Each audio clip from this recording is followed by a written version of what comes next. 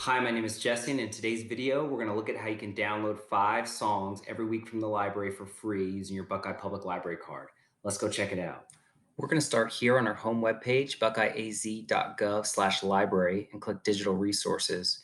And if I scroll down just a little bit, I'll see where it says Freegal Music. I'll get a redirect page letting us know we're leaving the City of Buckeye website. Now, I'm already logged in. You're going to want to click in the corner and click log in and type in your library card number, and then you can start searching for some songs.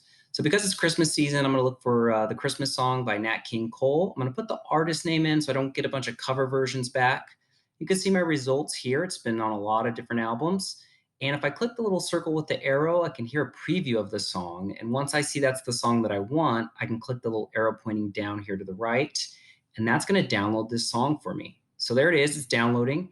Once I have it downloaded, it's mine to keep forever. I never have to return it. All right, and that's how you can download music from the Buckeye Public Library for free. I hope that was helpful, and thanks for watching.